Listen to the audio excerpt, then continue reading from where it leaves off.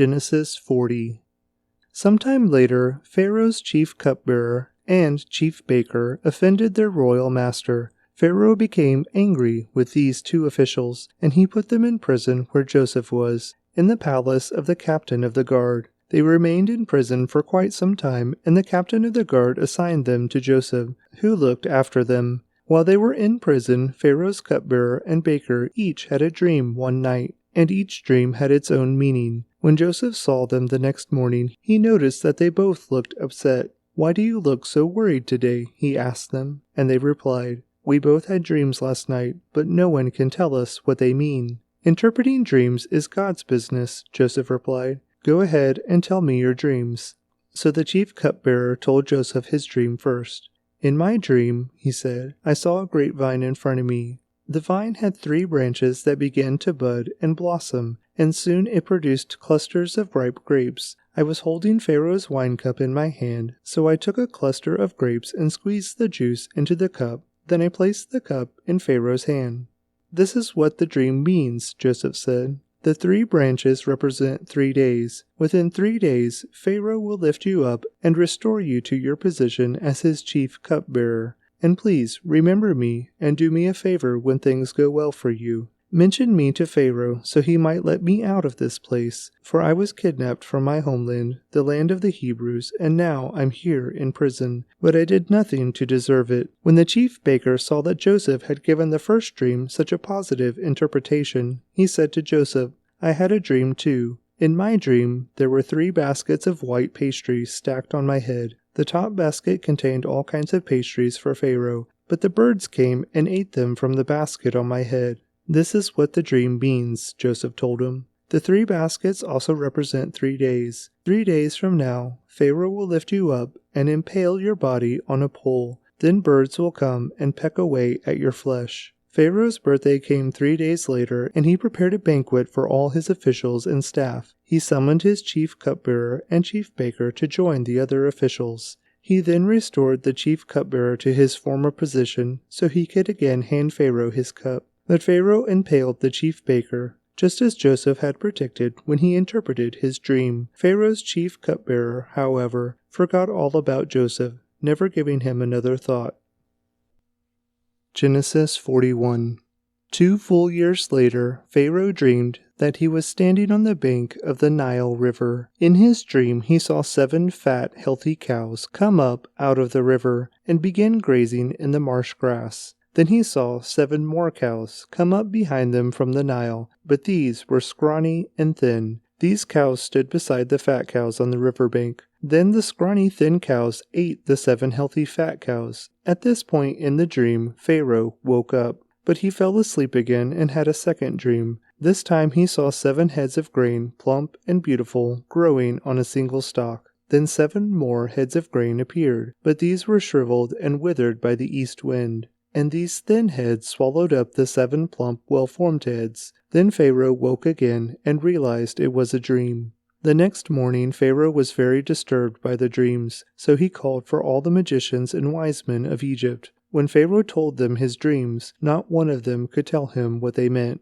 Finally, the king's chief cupbearer spoke up. "Today I have been reminded of my failure," he told Pharaoh. "Some time ago you were angry with the chief baker and me, and you imprisoned us in the palace of the captain of the guard. One night the chief baker and I each had a dream, and each dream had its own meaning. There was a young Hebrew man with us in the prison who was a slave of the captain of the guard. We told him our dreams, and he told us what each of our dreams meant, and everything happened just as he had predicted. I was restored to my position as cupbearer, and the chief baker was executed and impaled on a pole." Pharaoh sent for Joseph at once, and he was quickly brought from the prison. After he shaved and changed his clothes, he went in and stood before Pharaoh. Then Pharaoh said to Joseph, "I had a dream last night, and no one here can tell me what it means. But I have heard that when you hear about a dream, you can interpret it."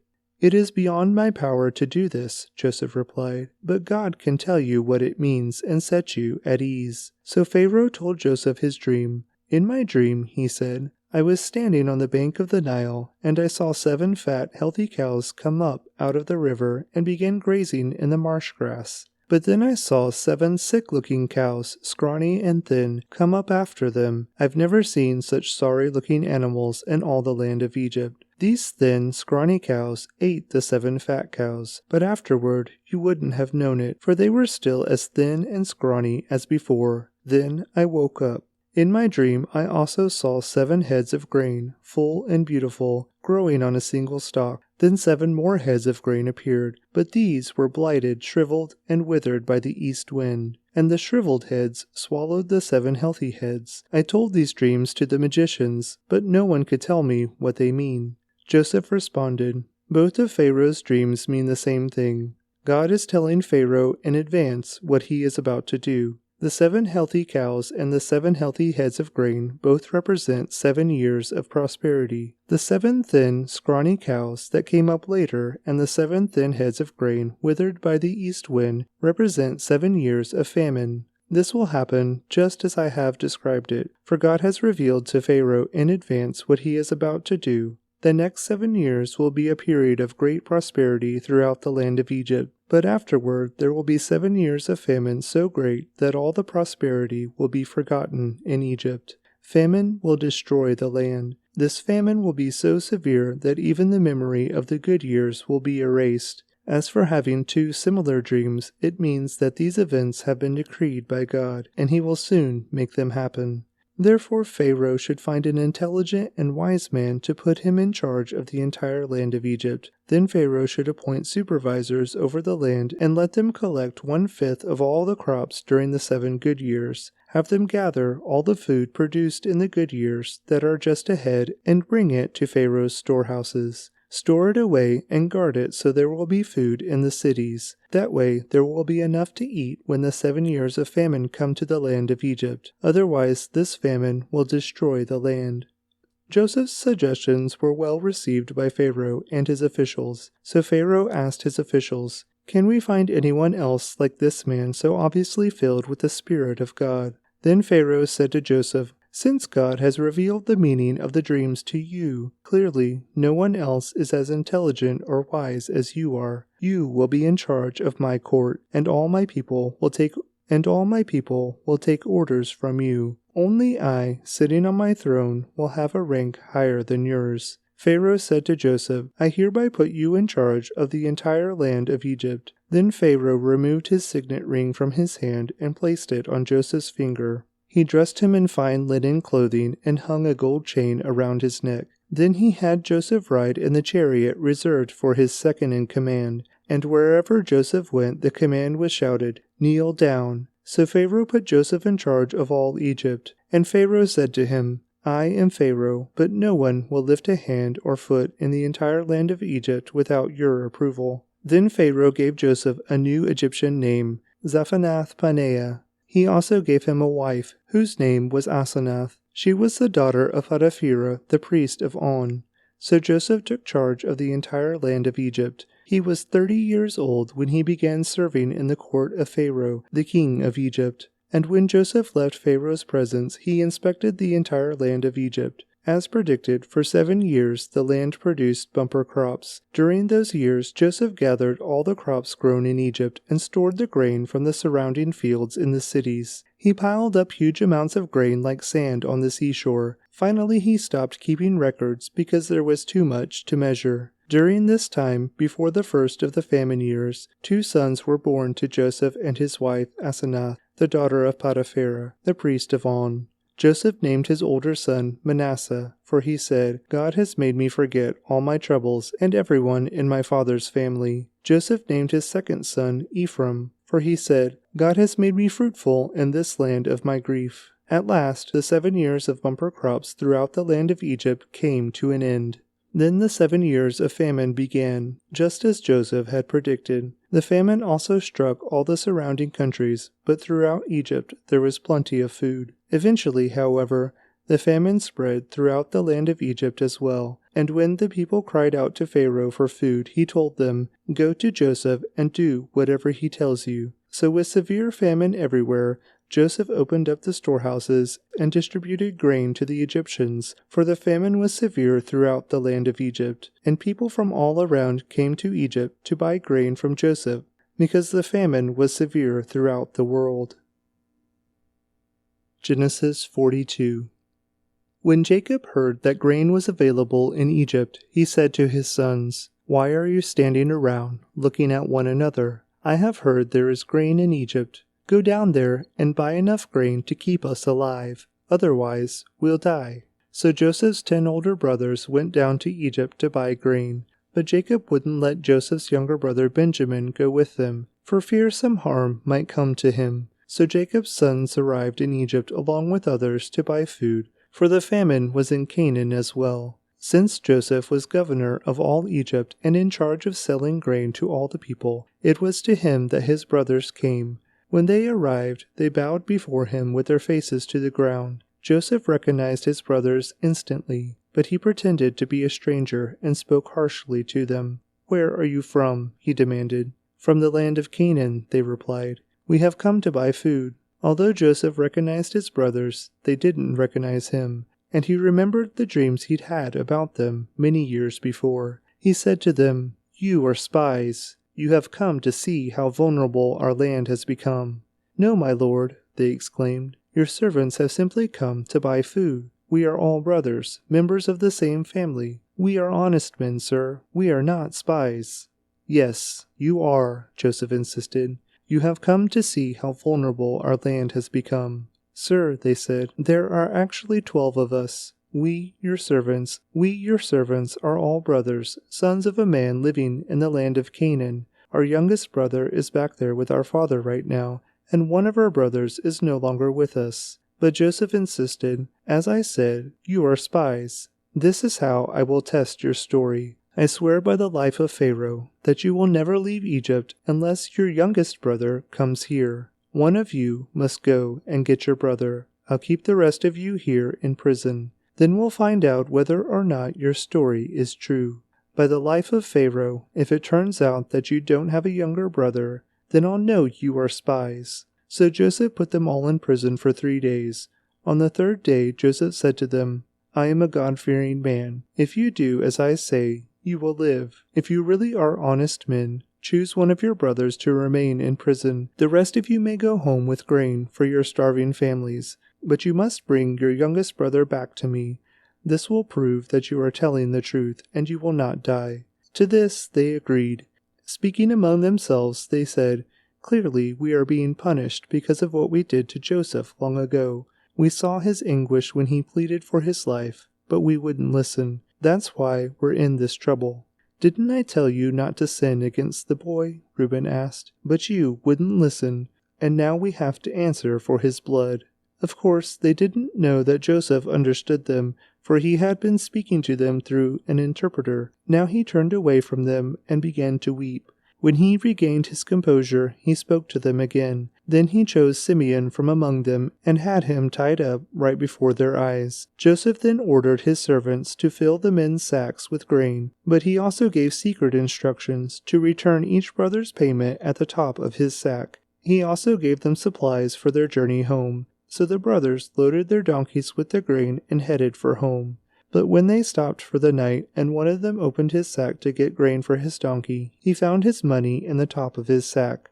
"Look," he exclaimed to his brothers, "my money has been returned. It's here, in my sack." Then their hearts sank. Trembling, they said to each other, "What has God done to us?" When the brothers came to their father Jacob in the land of Canaan, they told him everything that had happened to them. "The man who is governor of the land spoke very harshly to us," they told him. "He accused us of being spies scouting the land. But we said, 'We are honest men, not spies. We are 12 brothers, sons of one father. One brother is no longer with us, and the youngest is at home with our father in the land of Canaan.'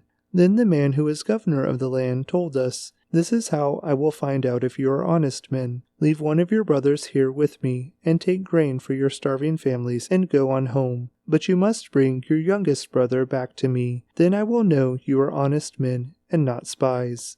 Then I will give you back your brother, and you may trade freely in the land.' As they emptied out their sacks, there in each man's sack was the bag of money he had paid for the grain. The brothers and their father were terrified when they saw the bags of money. Jacob exclaimed, 'You are robbing me of my children.' 'Joseph is gone,' Simeon is gone, and now you want to take Benjamin too.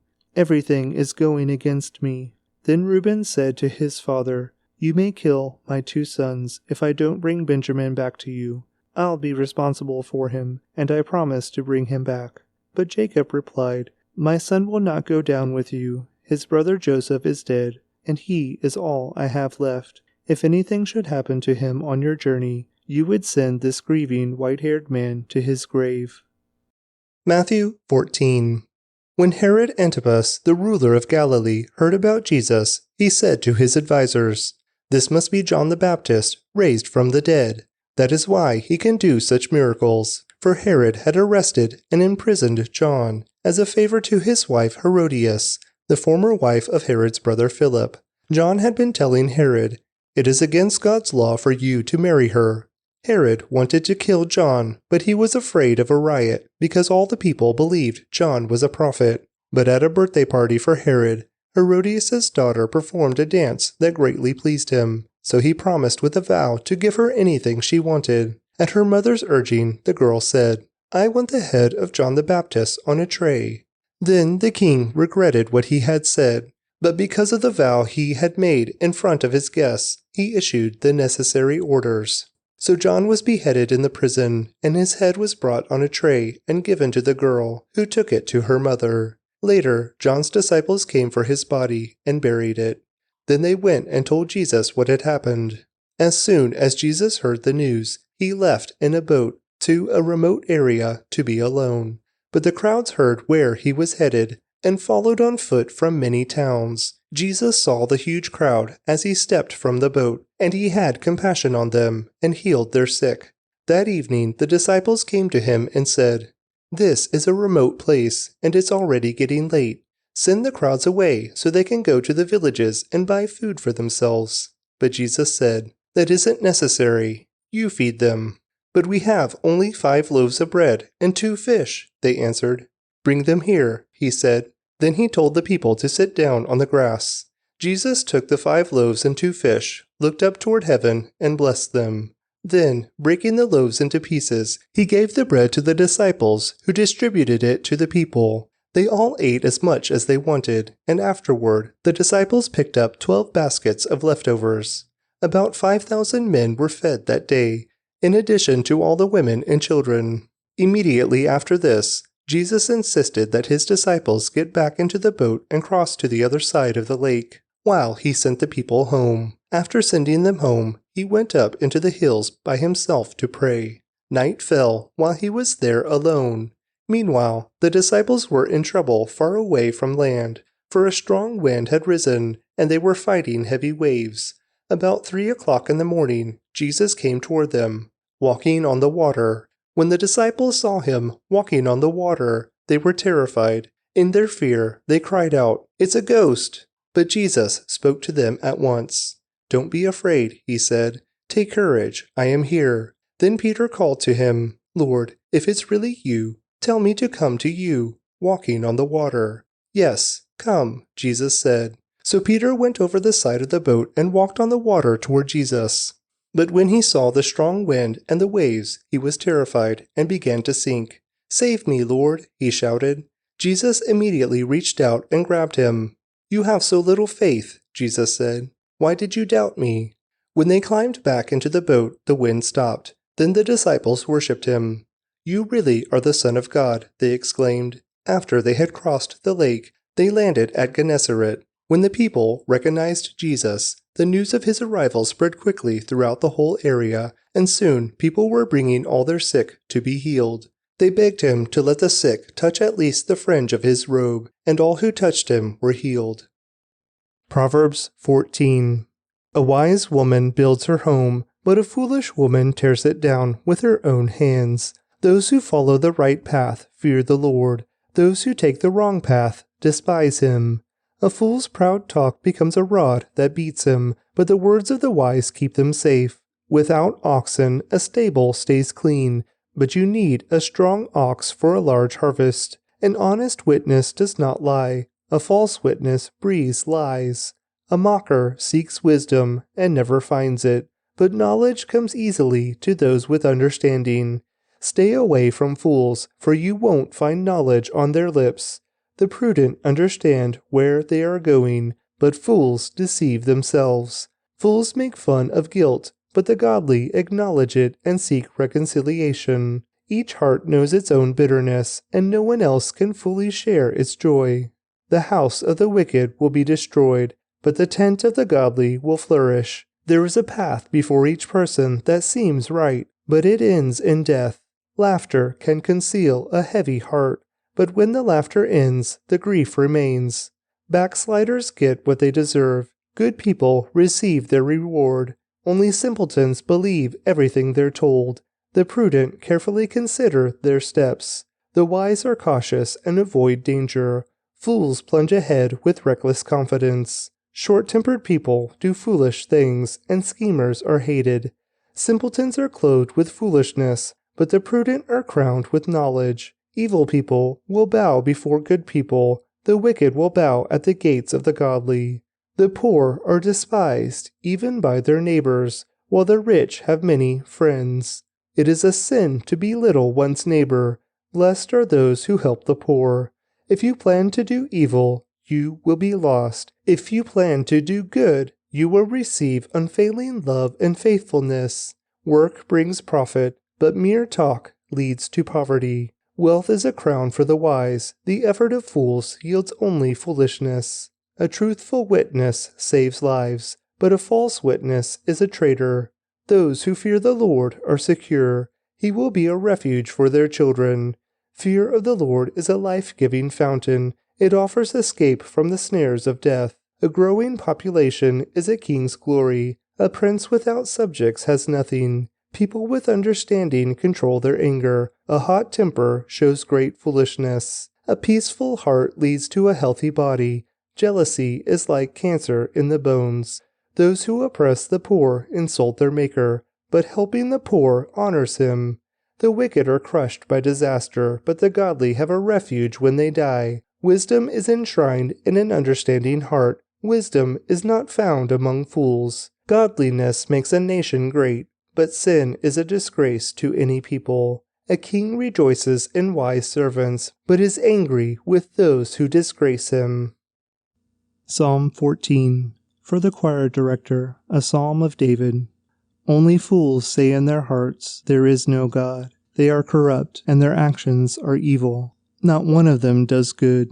The Lord looks down from heaven on the entire human race. He looks to see if anyone is truly wise, if anyone seeks God. But no, all have turned away, all have become corrupt. No one does good, not a single one. Will those who do evil never learn? They eat up my people like bread, and wouldn't think of praying to the Lord. Terror will grip them, for God is with those who obey him. The wicked frustrate the plans of the oppressed, but the Lord will protect his people. Who will come from Mount Zion to rescue Israel? When the Lord restores his people, Jacob will shout with joy, and Israel will rejoice.